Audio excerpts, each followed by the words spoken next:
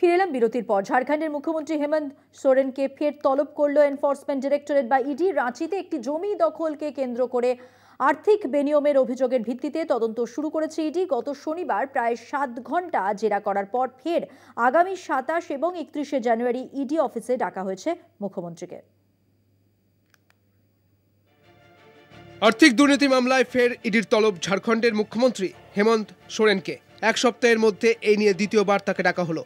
রাঁচিতে 7.16 acre একটি জমির মালিকানা নিয়ে মুখ্যমন্ত্রীকে জেরা করতে চায় ইডি।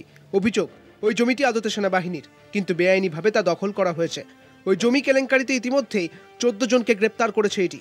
এক আমলাসহ 2 ব্যবসায়ী রয়েছেন ওই ধৃতদের তালিকায়।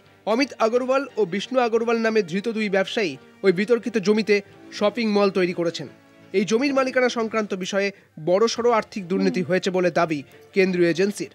তারই তদন্তে এর আগে 7 বার হেমন্ত সোরেনকে তলব করলেও তিনি ডাকে সাড়া দেননি। গত শনিবার 8ম দফায় সমন পাঠানোয় তিনি ইডি দপ্তরে হাজির হন।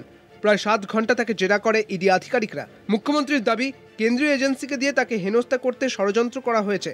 তার নিশানায় কেন্দ্রের শাসক দল বিজেপি। ঝাড়খণ্ড মুক্তি মোর্চার সাধারণ কর্মীদের শান্ত থাকার আবেদন জানিয়েছেন মুখ্যমন্ত্রী সোরেন। এদিকে দ্বিতীয় দফায় জেরার আগে রাঁচিতে ইডি দপ্তরে বাড়তি সিআরপিএফ জওয়ান মোতায়েন করা হয়েছে। কলকাতা।